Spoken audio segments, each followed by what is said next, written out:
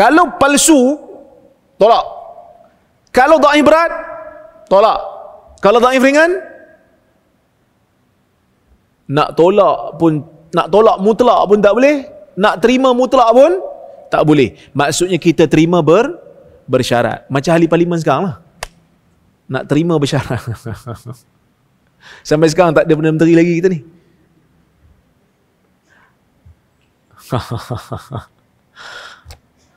Pasal apa kena terima bersyarat? Sebab hadis dhaif ringan ni dia 50-50. Nak kata tak betul daripada Nabi pun tak ada bukti jelas. Nak kata betul daripada Nabi pun tak ada bukti jelas. Jadi kita syok. Bila syok, nak terima kena ada syarat. Apa syarat dia?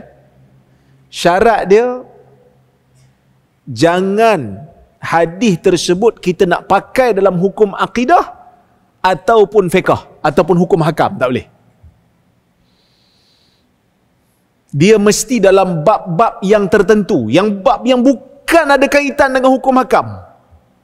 Tengok apa kata buku ni.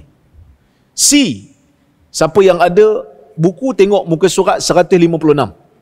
Nak habis dah kita ni kan? Nak habis dah buku ni insya-Allah. Lepas ni kita baca buku lain. Dia kata tidak menerima hadis dhaif ringan melainkan dalam ruang lingkup yang dibenarkan. Manakala jika sesebuah riwayat itu dihukum dhaif ringan oleh para ulama, ia boleh dijadikan panduan dalam bab selain akidah dan hukum hakam. Ini yang ditegaskan oleh ulama hadis. Al-Iraqi menjelaskan. Iraqi ni seorang ulama hadis. Dia kata apa? Wa amma ghairul mawdu' fajawwazu at-tasahul fi isnadih wa riwayatih min ghairi bayanin li dha'fih idza kana fi ghairi al-ahkam wal aqaid bal fi at-targhib wat tarhib min al-mawa'ith wal qisas wa fadail al-a'mal wa nahwiha. Amma idza kana fil ahkam syar'iyyah min al-halal wal haram wa ghairihima aw fil aqaid ka sifatillah ta'ala wa ma yajuzu wa ma yajuzu wa yastahilu alayhi wa nahwu dhalik, dia kata fala yajuz. Benda tak boleh lah dia kata. Okey, contoh dia kata, saya terjemah.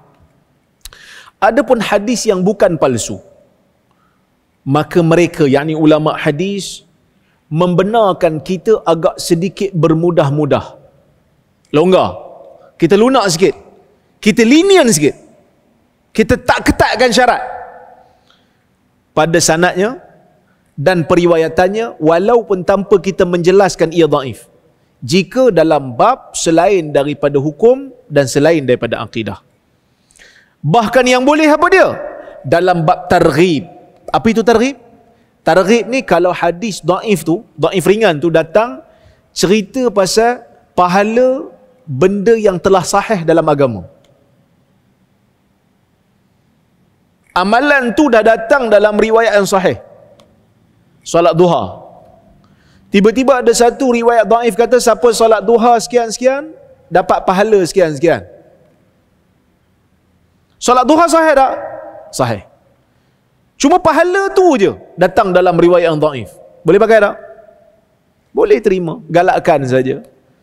Sebab kalau riwayat dhaif ringan tu tak betul, solat duha tu tetap betul.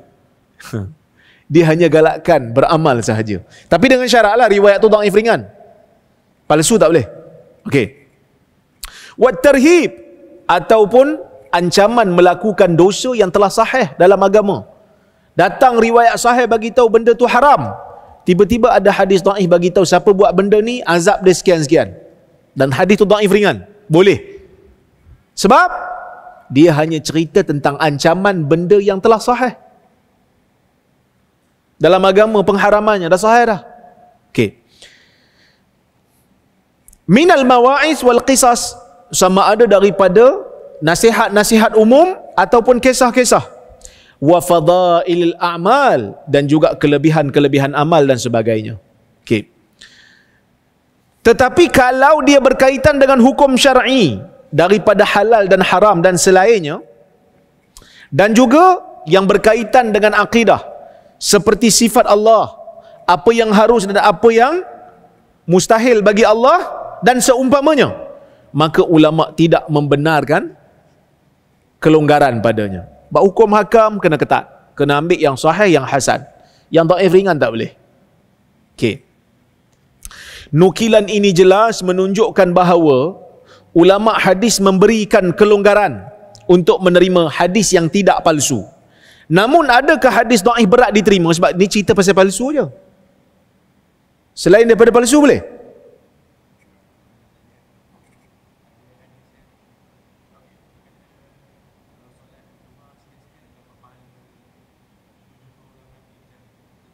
Itu palsu. Itu palsu. Tak boleh pakai lah. Yang ni kita cerita ni dhaif ringan. Siapa yang salat duha sekian-sekian rakaat dapat pahala 70 orang Nabi. Yang tu palsu. Palsu tak boleh pakai. Okay? Yang ni kita cerita ni dhaif ringan. Okay.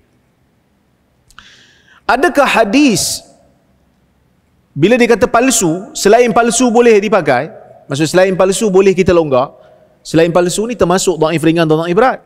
Maksudnya dhaif berat pun boleh ke? Sebenarnya tak boleh juga. Buktinya apa? Jawapannya tidak, saya kata.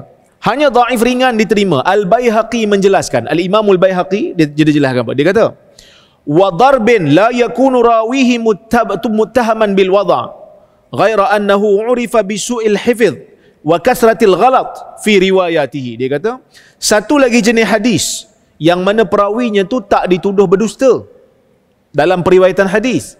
Cuma perawinya tu dikenali sebagai perawi yang buruk ingatannya, cepat lupa. Wa kasratil ghalat, selalu banyak buat silap dalam riwayatnya. Au yakunu majhulan, ataupun dia tak dikenali.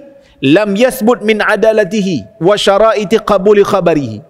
Dia tak dikenali, yang mana kita tak tahu dia ni adil ke tidak, cukup syarat periwayatan ke tidak, ma yujibul qabul, tak tahu cukup syarat ke tidak riwayat nak sampai kita nak terima riwayat dia. Fa hadha darb min al ahadith la yakunu musta'malan fil ahkam. Jenis hadis yang macam ni tak boleh dipakai dalam hukum. Dia kata ni dhaif ringan lah ni, tak boleh pakai dalam hukum. Kama la takunu syahadatu man hadhihi sifatuhu maqbulah indal hukam. Sama seperti orang seperti ini nak jadi saksi dalam mahkamah tak boleh, dah pelupa. Pelupa kan tak boleh jadi saksi. Walaupun dia baik. Hakim tanya tu tak ingat, tanya ni tak ingat, banyak makan semut, lupa. Kan? Jadi saya pun tak tahulah banyak makan semut ni betul ke tak jadi pelupa. Tapi orang Melayu cakap macam tu lah kan. So dia lupa. Dia tak boleh jadi saksi dalam mahkamah. Jadi tak boleh terimalah penyaksian dia tu. Ya? Waqad yusta'malu fi da'awat. Tapi riwayatnya mungkin boleh dipakai dalam doa-doa. Wa tarhib. Macam saya sebut tadi lah, tarhib. Targhib, galakkan beramal, ataupun tarhib. Wasiyar, dan juga sirah. Wal maghazi, dan riwayat-riwayat peperangan. Fima la yata'allaqu bihi hukum, pada perkara yang tak ada kaitan dengan hukum. Maksudnya apa bab yang boleh pakai ni? Yang boleh pakai hadis dhaif ringan ni, pertama doa. Yang kedua, galakkan beramal untuk amalan yang sahih. Yang ketiga, ancaman untuk mengamalkan dosa yang telah datang dalam hadis yang sahih. Yang keempat, doa-doa. Yang kelima, riwayat-riwayat sirah. Yang keenam, riwayat-riwayat peperangan yang tak ada kaitan dengan hukum. Boleh? Boleh terima.